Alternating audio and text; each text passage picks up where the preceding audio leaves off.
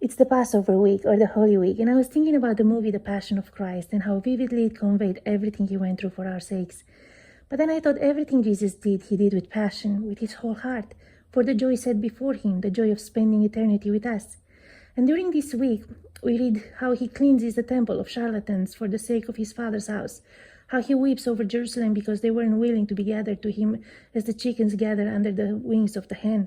And then he tells his disciples, I eagerly desire to eat this Passover with you before I suffer. Eagerly. He goes on through the intensity of Gethsemane, where he admonishes the disciples for falling asleep when he needed them the most, and ends by giving his life on the cross, where he still takes the time to preach salvation to the thief next to him who was willing to believe. Today you will be with me in paradise. All he wants is to be with us. When he sent Peter and John to find a place to eat the Passover meal, he said, you will see a man carrying a jar of water at the entrance of the city. Follow him, and when you get to the house, ask the owner where is the room where the teacher may eat the Passover with the disciples. He will show you a room upstairs, fully furnished. Scholars think it's the same upper room where the Holy Spirit fell on Pentecost. Jesus knew the owner of the house, although the disciples had no idea who he was. Otherwise, he would have said, go to the house of Nicodemus or Joseph or some other name they were familiar with. And the way to get to the house is by following a servant carrying a jar of water.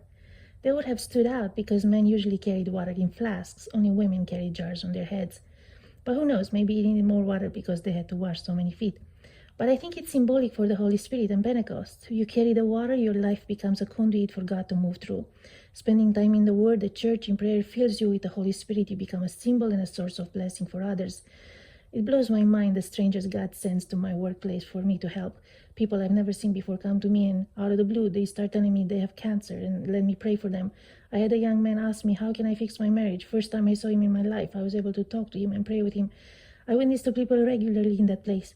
Don't be afraid to open your mouth when the opportunity arises. As long as your jar is filled with water, God will speak through you. You become a conduit of his love and peace. In the Song of Songs, the woman who represents the church was praised as a garden fountain, a well of living water. God is El Roi, the God who saw Hagar as she was crying by the well. Be the well people come to and find the living water to refresh their souls.